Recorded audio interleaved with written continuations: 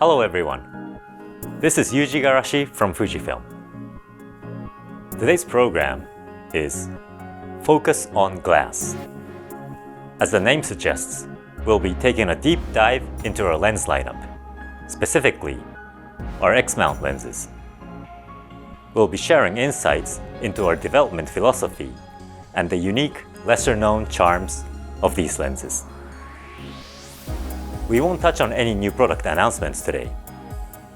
However, in the latter half of this program, our product planning team will introduce some new lens ideas that they want to bring to life sometime in the future. While none of the ideas are currently under development, their talk will indicate what the future may hold for X-mount lenses. We hope you look forward to it. First, I'd like to introduce the development philosophy behind our Fujinon X-mount lenses. To explain this, there's one lens that serves as a perfect example, XF35mm f1.4.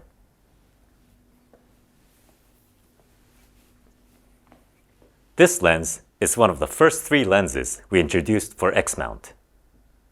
Since its release in 2012, even after 14 years, it holds the position of being one of the best-selling X-mount lenses today. From professionals to casual photographers, regardless of their creative style or camera knowledge, this lens is loved by many. When X Pro 1 was first introduced, the X-mount system faced many challenges, such as lack of lens variations. While we received important feedback from users, many customers continued to adopt and support the X-mount system. I'm convinced it is because many were drawn to the appeal of this lens and saw the potential of what this system may hold in the future.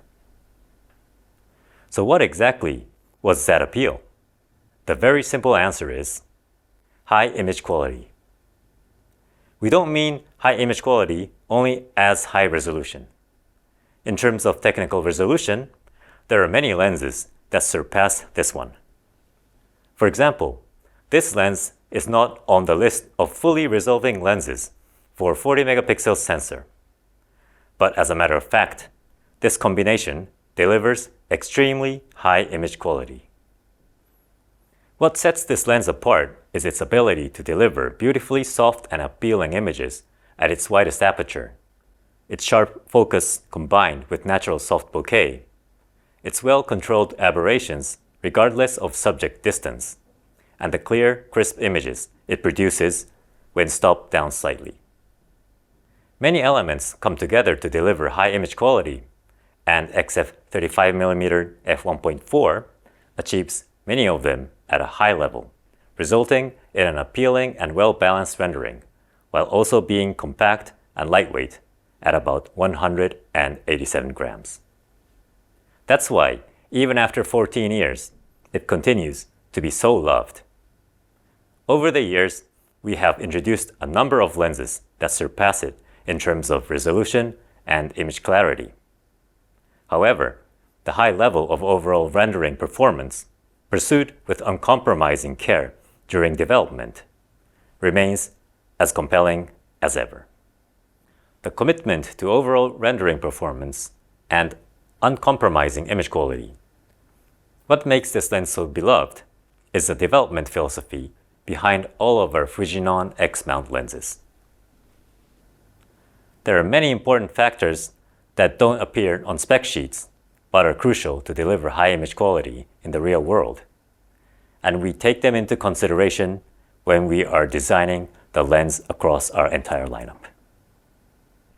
We're grateful that many third-party manufacturers now offer X-mount lenses, giving users more choices and making X-series even more attractive. Among these diverse options, if you want to experience the highest image quality X-series has to offer, Fujinon XF and XC lenses are the answer. We're confident you'll be satisfied with the image quality, and we hope you'll feel the passion we put into them. Next, I'd like to introduce other aspects of the lens beyond image quality. As I mentioned earlier, the concept of image quality is made up of many factors, and the lens development requires us to consider them all.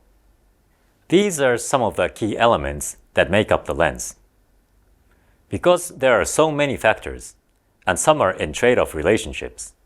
we decide which elements to prioritize and how to balance them based on the subjects and usage we envision for each lens. For example, increasing the zoom ratio makes a lens more versatile, but it can also lead to increased size and weight. If we try to pack in too many features, the cost will increase and the lens will become less accessible for many. In other words, there's no such thing as a lens that excels at everything. We now have over 40 X-mount lenses in our lineup. And among them, there's a special distinction given only to certain lenses.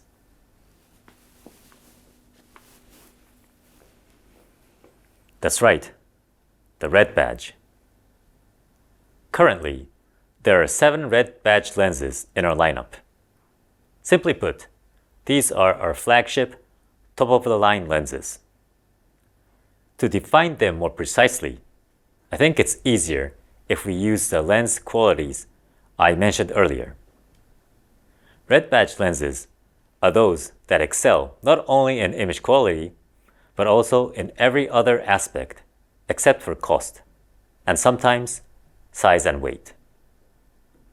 They're designed for professional photographers and enthusiasts to turn important moments into the ultimate images. We've ensured that every element is of the highest quality, so even in the most demanding professional environments, these lenses will meet your needs. Among our other prime lenses, especially those with focal lengths that are easier to make compact, there are several that meet the same high standards as red badge lenses. Internally, we refer to these as red badge class lenses, and we treat them as equivalent to red badge lenses. Here are those lenses. Still, these lenses offer the same level of quality as red badge lenses, so we hope you'll try them and experience the pinnacle of X-mount lens performance. Of course, all XF lenses, including those outside the red badge class, share the X-mount development philosophy of high image quality. They also have their own unique characteristics, such as the portability of their compact size and weight, or the convenience of their high zoom ratios. These lenses offer professional-level image quality while letting you fully enjoy the compactness of X series, so we encourage you to use them with confidence. Over the past 14 years, X-mount lenses have evolved into a diverse and varied lineup. We're confident that you'll find a lens that perfectly fits your creative style, so we encourage you to try the different options. Now, it's the moment you've all been waiting for. It's time to hand things over to the lens product planning team, who will introduce the X-mount lenses they dream of developing in the future. Let me introduce Yukitaka and Yuma. They'll be sharing their passionate thoughts in Japanese, so for non-Japanese audience, we recommend turning on subtitles by clicking the closed captions button at the bottom of this video player. Let's get started. いよいよですね。始めましょう。始めましょう。こんにちは。こんにちは。商品企画担当の竹下です。私は、入社以来カメラの開発にずっと携わってました。X マウントのレンズも1本目から全て関わっています。ドバイで行われた第1回の X サミット、こちらになりますけども、こちらの時は、開発担当として参加しています。現在は交換レンズの商品企画を担当しています。同じくレンズの商品企画担当の宮内です。個人の活動としてミュージックビデオの撮影や編集も行っています。今流れている映像も私が撮影した、ミュージックビデオになります。素晴らしい。ありがとうございます。今回は私が使ってみたいレンズという観点でも、将来のレンズのアイデアを紹介できればなというふうに考えております。よろしくお願いします。よろしくお願いします。今日は親と子ほど年が離れたこの2人で進めていきたいと思いますのでよろしくお願いします。現時点でも私たちが開発しているレンズの中で皆様にご紹介できていないものはたくさんあるんですけども、それら以外にも私たちが将来作ってみたいというようなモチベーションのあるレンズがたくさんあります。技術的な面や商業的な面で、ここ1年での商品化は難しいとは思っているんですが、例えば3年後とか将来的にはこんなレンズを作ってみたいと、そういうアスピレーションが私たちの中には常にあります。今日はそのような私たちが思い描く夢のレンズの話を2人でやっていきたいと思います。よろしくお願いします。よろしくお願いします。今回紹介するレンズについて投票を実施し、皆様からフィードバックをいただきたいと思っております。紹介するレンズのうち、あなたが最もワクワクしたレンズ、欲しいなと思ったレンズ、最大3本を選んで投票いただけると嬉しいです。投票ページは先ほど富士フィルム X.com 上にオープンしました。この動画の概要欄に記載の URL からページに飛ぶことができます。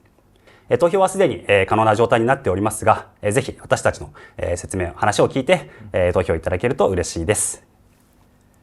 皆さんのご意見を聞きたいので、ぜひ投票してください。よろしくお願いします。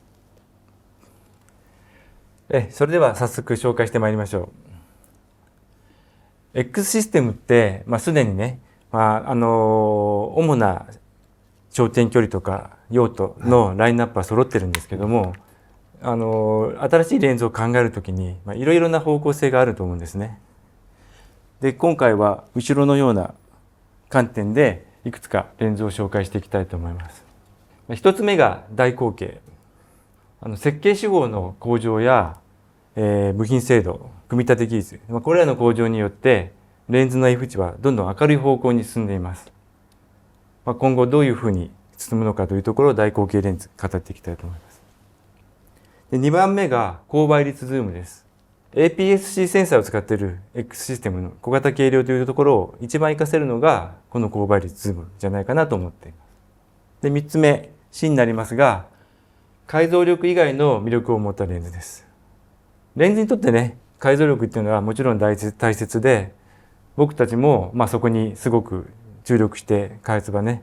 商品化はしているんですけども、当然それら以外の魅力を持ったレンズっていうのも存在しています。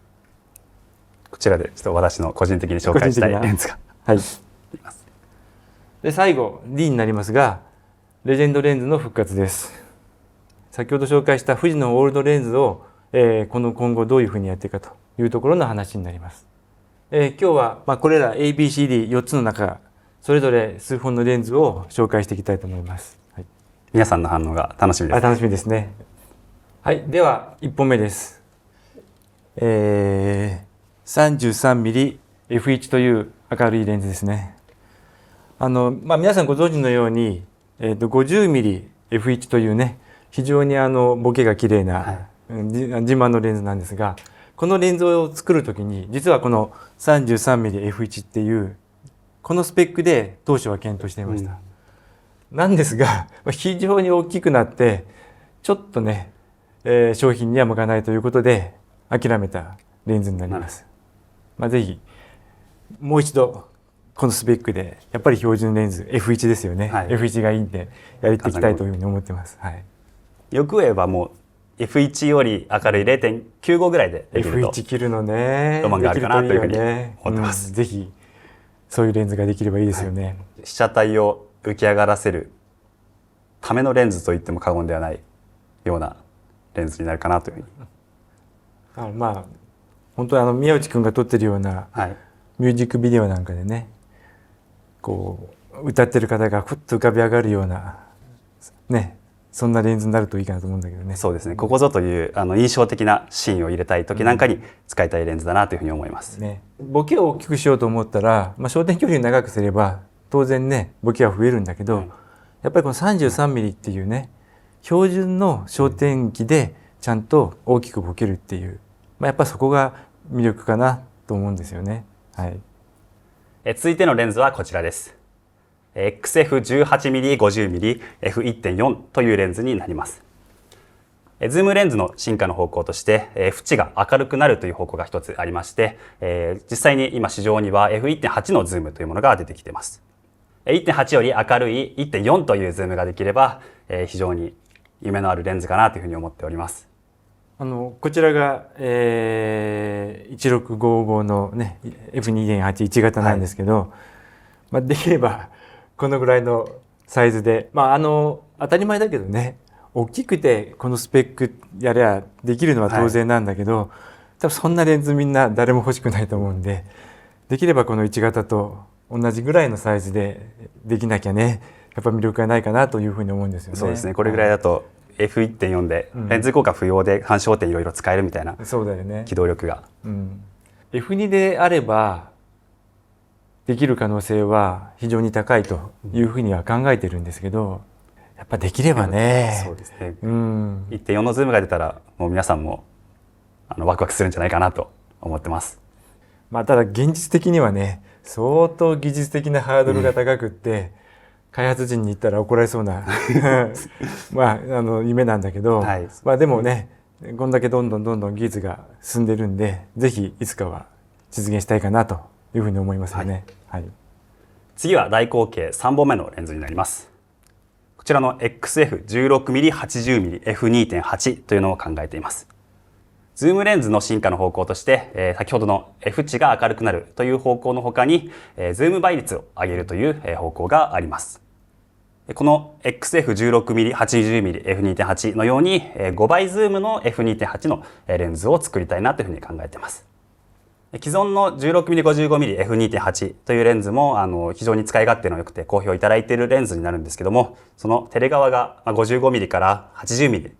り望遠に撮れることによってより使い勝手っていうのが向上するんじゃないかなというふうに思っています。できればこの XF16mm、80mm、F4 というレンズ、この大きさで F2.8 にできるといいじゃないかなというふうに思ってます。そうですね。要はレンズの技術の進化を F 値が明るい方に持っていくのか、それとも焦点距離を伸ばした方向に持っていくのかっていう考え方で、従来ね、高倍率ズームって、どうしてもね F 値が暗いっていうのが当たり前で、そこを我慢しながら使ってたんだけど、やっぱり望遠域で入ったところでも明るい F 値 F2.8 だとポートレートとかね、使い勝手はぐっと広がるんじゃないかなと。16mm、80mm ってことで換算 24mm から 120mm まで撮れればかなり万能なレンズになるんじゃないかなというふうに思ってます。大口径3本のレンズ紹介しましたけど、できなさそうなのと頑張ればできそうなのとちょっとね、3本いろいろねレベルが違ったりはしたんですけども、皆さんのご意見を聞いてちょっとどういう方向に進むか考えていきたいと思います。どのレンズに票が集まるか楽しみですね。より明るい単焦点なのか、明るいズームなのか、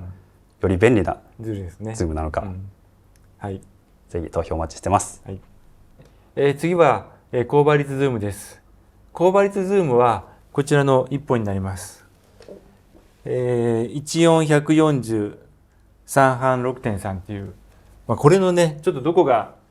夢のレンズなんだってかと思う方いらっしゃると思うんですけども、これをね超高画質でやりたいんですよ。なるほど。高倍率ズームってこれ1本しか持っていかないっていうね、そういう使い方をするんで、これ1本しか持っていかないのに写りが悪いってないですよね。だったらもう1本レンズ持っていきたくなるじゃないですか。あとね、山登ったりとか、できれば荷物減らしたいっていう、そういうシーンに持っていくのに、ちっちゃくないと話にならないよねと思うんですよね。300、400グラムぐらいであればかなり軽いっていう。そうですよね。そのぐらいの重さでこのスペック首からぶら下げてても苦にならない、そういうレンズができるというね。ただね、やっぱり高画質にしようと思うとどうしてもやっぱコストかけなきゃいけなかったりとかするんですけど、どうですか皆さん、値段は高いけど高画質の高倍率ズームって欲しくないですか？僕は欲しいです。続いては C の解像力以外の魅力を持つレンズたちになります。まず少しトリッキーなレンズになりますが、こちら XF16mm50mm のゴーストコントロールレンズというのを考えております。オールドレンズのフレアやゴーストの表現が好きで個人的によく使ってるんですけども、こういった表現を現代レンズでもできないかっていうことを考えてます。わざとゴーストを出すって、そうです。フレアを出すって、設計者が聞いたら怒るよね。そうかもしれないですけど、今非常に流行ってるオールドレンズが表現がいいよねって言って使っているユーザーさんもたくさんいるので、こういったレンズを現代で再現する風なレンズができたらいいなというふうに思ってます。もちろん印象的で形のいいゴーストが発生するように設計、意図的にしたいなと思ってます。このレンズは今の 16mm50mm の出しているレンズなんですけども、フードを外している時にはフレアやゴーストが出る。でフードをつけた時にはフレアやゴーストが消えて、綺麗な描写、すっきりとした描写で撮れる、そんな万能なレンズっていうのも面白いんじゃないかなというふうに思ってます。そうね、まさに開放と絞った時と絵の感じが変わるような、そんな感じで、フードのありなしでふわっとしたのと締まったのと取り分けられるような。そうですね。面白いですよね。はい、それでは次のレンズになります。次のレンズは XF90mm の F2 APD です。ご存知の通り 56mm ではね、この APD アポダイゼーションフィルターを入れたレンズを発売したんですけども、うちの中でも特にボケがね、アポダイゼーションフィルム入ってないんだけど綺麗なこの 90mm の F2、これにアポダイゼーションフィルムを入れることで、究極のボケ、とろけるような美しいボケを持ったレンズを作れるといいなというふうに思ってます。これもぜひ使いたいですね。皆さんボケっていうと後ろの方で丸いお月さんみたいなのを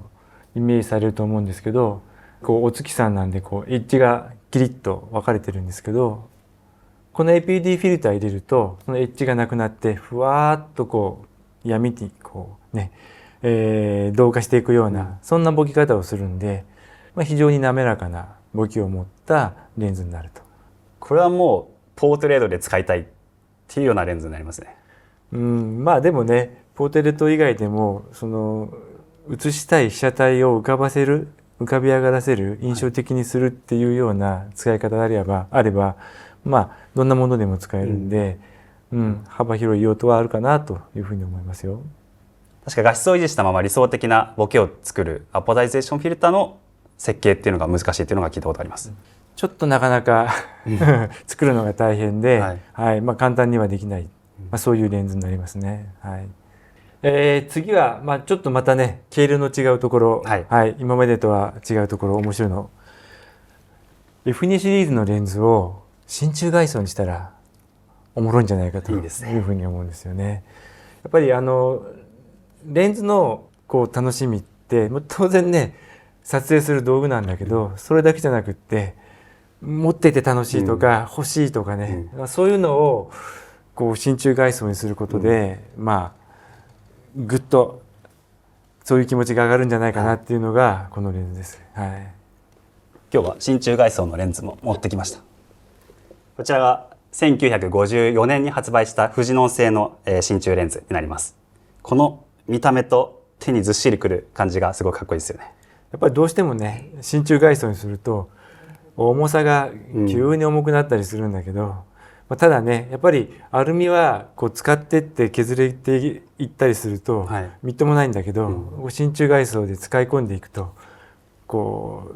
黄色の真鍮の色が見える、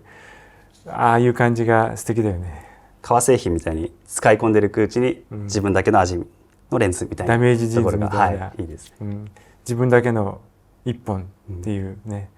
使い込んだ相棒みたいな、そういう雰囲気が出るよね。今ね挙げたこの3本なんですけど、これいわゆるうちで F2 シリーズなんて呼んでますけども、実はこれ全てね、フル金属外装のレンズになるんで、これを真鍮にするっていうのは、比較的ハードルは低いかなというふうに思うんで、一度作ってみてもいいかなというふうには考えてます。次ですけども、マニュアルフォーカスのレンズをね作るっていうのもいいんじゃないかなと思ってます。当然っていうか、皆さんご存知の通り世の中にはね X マウントのマニュアルレンズがもういっぱいいっぱい出てるんですけど、ね、富士フイルムが作るマニュアルレンズ、1本じゃなくてシリーズで出していくっていうのも面白いんじゃないかなと思うんですよね。X システムってレンジファインダーカメラこそがね、X システムだなっていうような方も多くいらっしゃると思うんです。レンジファインダーのカメラに似合うような MF レンズ、作れるといいかなっていうふうに思ってるんですね。はい、マニュアルフォーカスレンズの良さって、AF の機構が入ってなかったりするんですごくね、ちっちゃく作れるんですよね。逆に言うと同じ大きさで作ったらもっとねハイスペックなレンズができると思うんですよ。ちょっと今までね誰も見たことないようなマニュアルフォーカスのレンズ作れると、いいんじゃないかなっていうふうに思うんですよね。はい、マニュアルフォーカスレンズだとやっぱり操作性にこだわりたいですよね。この XF16mm このレンズにはこの AF と MF を切り替えるようなフォーカスクラッチ機構がついてるんですけど、これを操作するのも楽しいですよね。このカチカチ。やっぱり使ってて楽しい、操作して気持ちいい、そういうレンズにしないと、マニュアルレンズの場合は意味がないかなと思うんですよね。そうですね。もうついつい触りたくなっちゃうようなレンズに仕上げたいですね。ぜひね、はい、したいと思います。続いては私の個人的な思いが強いレンズになるんですけども、はい、こちらになります。T1.2 の単焦点シネレンズのセットを作りたいと思ってます。シネですよね。はい、去年うちもエテルナっていうね、カメラ出しましたけど、あっちはね G マウントのカメラだけど X マウントで。そうですね。X マウントとしてはこちらの、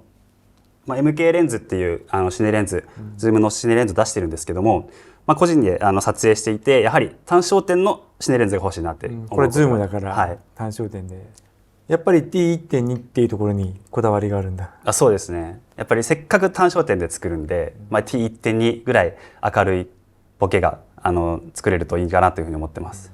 今 16mm、23mm、33mm、56mm の4本で描かせていただいてるんですけども、欲を言うともっと広角側だったり、もっと望遠側だったりと徐々にラインナップ増やして、もう全て焦点距離カバーできるようなシリーズにできたらいいなというふうに思ってます。長年ねフィルム自体からね静止画はもちろんのこと映画業界にも貢献してきた富士フィルムなんで、シネレンズの方にもねデジタルになっても今後も貢献していけるようなそんなレンズが作れるといいかな。はい。X マウントに合うようなデザインだったり、操作手感だったりっていうのを追求して、私がもう自信を持って販売しに行けるようなレンズという形で作りたいなと思ってます。このスペックだったらおそらく動画じゃなくて静止画を撮るようなお客さんも使ってもらえるとは思うんでね、そういう意味でも、作ってみても面白いかなっていうふうに思いますよね。はい、それでは次ですけど、レジェンドレンズを新しく開発するっていう企画です。まずは、この 35mm F1.4 なんですけども、このレンズ、皆様に最もご愛用いただいているうちの中のレンズになります。僕が写真ハマるきっかけになったレンズでもあります。そうですね。で冒頭五十嵐が説明した通り、今でもうちのヒットリストランクで上位に上るようなレンズになります。初期に開発したレンズを、どんどん M2 としてリニューアルしていく中、標準のこの単焦点のレンズですね。このレンズも 33mm F1.4 っていう形でうち出したんですけども、23mm の焦点距離だったり 56mm の焦点距離のレンズはもう完全に切り替えて、初期のレンズはもう今売ってないんですけども、この 35mm F1.4 はその 33F1.4 を出した後も継続して販売しています。やっぱりこのレンズが持っている味っていうものをそのまま引き継いだ本当の意味での M2 っていうレンズを作っていければいいなっていうふうに思います。まずは1本目なんですけど、光学設計はそのままに、WR 化するっていう考え方です。当然光学設計がそのままなので大きさとかね、このサイズ感はそのままで防塵防滴できると使い勝手がずいぶん広がるんじゃないかなっていうふうには思うんですよね。そうですね。画質は変えずにね、そのまま使って防塵防滴にするっていうところは魅力的になるんじゃないかなっていうふうに思うんだよね。防塵網的にすると部品が増えて、重くなってしまうかもしれないんですけども、できれば同じぐらいのサイズ感でね、やりたいですよね。次はこのレンズの弱点であるオートフォーカスのスピードを改善させるという案になります。このレンズは全群繰り出し方式といって、レンズ全体の動かしてフォーカスを合わせるというような機構になっています。でレンズ全体を動かすので重量が重いのでパワーの強い DC モーターっていうのを使っています。富士フイルムね、リニアモーターっていう AF 方式持ってるから、はい、それ使ってね早くしろよって思われるユーザーさんもいると思うんだけど、やっぱりリニアモーターにはね使えない重たいレンズを動かすとか、特にこの前玉が飛び出すフォーカス群がユーザーが触れるようなところにあるやつに対してはこのリニアモーターってなかなか使えないよね。そうです。あとは大きさも大きくなってしまうっていうのがあるので、このサイズを抑えたまま高速化できるモーターっていうのがないか、ボディ側の AF 性能も上がってきているので、レンズ側もやっぱり進化させていきたいですね。そうですよね。せっかくカメラが良くなってるのにレンズがねその足を引っ張ってるようじゃしょうがないんで、でもここはしっかりと静かで速い AF を実現して魅力的なレンズに仕上がるといいですよね。そうですね。最後はこの 35F1.4 の光学設計を一からやり直すと、そういう提案なんですけど、やっぱりこの難しさは光学設計を全く新しくしながらこのレンズの良さを引き継ぐね。やっぱり新しくするんだったら進化しなきゃいけないんだけど、進化しながらもこのレンズの良さっていうのをどうやって引き継ぐとユーザーの皆さんにそうだよね、いいよねって言ってもらえるか、ここの部分が非常に難しいですよね。そうですね、やっぱり愛されてるレンズだからこそそれを超えるにはどうしたらいいかっていうのどうしてもねやっぱりみんなこれがいいんだ変えてほしくないっていう風な思いが強いと思うんですけど、そういう思いを皆さんが持ってる中でやっぱり新型の方がいいよねって思ってもらえるようなレンズ、どうすればそういうレンズができるかなっていうところはなかなか難しいですけど、実現できるといいですよね。そうですね、このレンズはやっぱり進化の方向性がいろいろ考えられるレンズなので、非常に悩ましいところですよね。そうですよね。社内でもいろんな意見が出ているところなので、ここはぜひ皆さんのいろんな意見を聞いてどういう方向性があるのか、まだね僕たちが考えなかったような提案もしてもらえると嬉しいんですよね。そうですね、ぜひ皆さんの声を聞いて、いい製品にできるといいですよね。ここまで話してきましたけども、今紹介したレンズはまだいずれも商品化が進んでいない、夢のレンズたちになります。いずれも実現のハードルが高いレンズになりますので、これらのレンズを楽しみにしつつ、現行の X マウントレンズもぜひ楽しんでいただけると嬉しいです。よろしくお願いします。そしてあと2本だけ紹介させてください。過去フジノンにはレンコン絞りと言われるこのような特徴的な絞りを持つレンズがありました。絞りがね大きな一つではなくって、まさにレンコンっていうか蜂の巣のような小さな絞りがね、いっぱい中にあるような珍しいレンズですよね。そうですね。このレンズで撮るとこのようにふわっとして非常に特徴的な写りになります。この特徴的な写りを X マウントで再現できないかというところを夢見ています。非常にねトリッキーなレンズですけど、今の技術で作ると、どんな絵ができるのかやってみたら面白いかもしれないですよね。非常に特徴的なレンズなんで、常に使うようなレンズではないと思うんですけども、こういった表現の幅を広げるようなレンズっていうのもあっても面白いんじゃないかなというふうに思ってます。おそらくね唯一無二な写りのレンズになると思うんで、このレンズが使いたいから富士フイルムのカメラを欲しいっていう人ができるといいですよね。いいですね。いよいよ14本目最後になるんですけど、最後はですねこのカメラちょっと皆さんご存知かどうかわからないんですけど、僕が入社した頃に売ってたトラベルミニというカメラなんですね。これすっごい大ヒットして非常に思い出深いカメラなんですけど、このカメラ実は焦点距離がですね 28mm と 45mm を切り替えて使えるっていう、そういう機構が入ったカメラなんです。なるほど。ズームじゃなくて2つの焦点距離を持ってる。そうなんですね。はい。その当時ズームレンズもあったんですけど、なかなか技術的にもまだ難しかったんですけど、2焦点切り替えに絞ることで、非常にコンパクトで、当時ですね、1ドル札よりも小さいカメラと、そんな売りで売ってたカメラです。で結局ですね、ズームレンズ皆さんも使ってるんですけど、テレ単とバイ単しか使わないよと、中間のズーム域ってほとんど使わないよっていうことが多いんで、今度この考えを持ったレンズですね、2焦点の切り替えをできる 18mm と 30mm、 これを切り替えて、かつさっき言ったようにズームじゃなくってこれ切り替えでやることで非常に小さなサイズで実現できる。できればパンケーキとは言わないですけど、パンケーキよりも少し大きいぐらいのサイズで、こういうレンズができたら、使い勝手がいい。このカメラのね、名前が示すように、トラベルミニということで、旅行に便利だよというところをコンセプトにしてるんですけど、やっぱり広角側 18mm、 もしかしたらもっとね広角側でもいいかもしれない、とやっぱり標準域ね、やっぱり人を撮るっていうところ、旅行先で人だったり物を撮るっていう標準域、この2つがレンズを外さずにパパッとその場で切り替えて撮れる、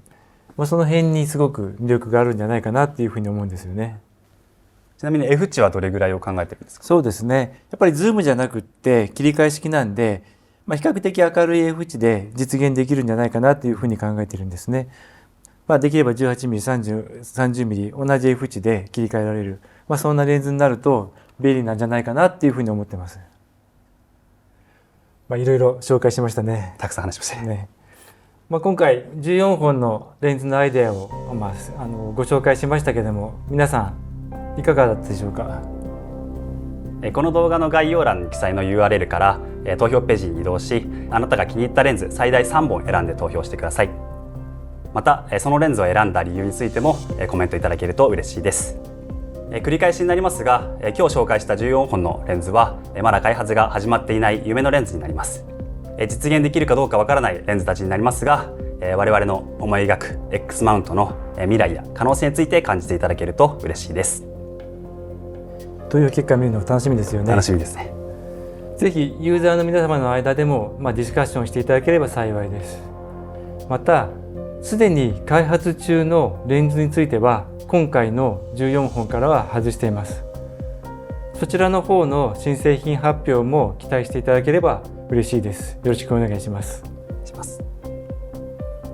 いや、たくさん話してきましたけど、あっという間でしたね。そうですよね。本当は企画の段階ではもっとたくさんのレンズがね上がってたんですけど、今日は14本に限定してお話したんですけど、企画の話をしているとき楽しいですよね。楽しいですよね。いつまでもあっという間に時間が経つような感じで、今度酒でも飲みながらやりましょうか。いいですね。朝まで行きましょう。行きましょう。いや、宮内君、今日は本当にありがとうございました。いや、竹瀬さんもありがとうございました。視聴者の皆様も最後までご覧いただきまして本当にありがとうございました。ありがとうございます。さよなら。さよなら。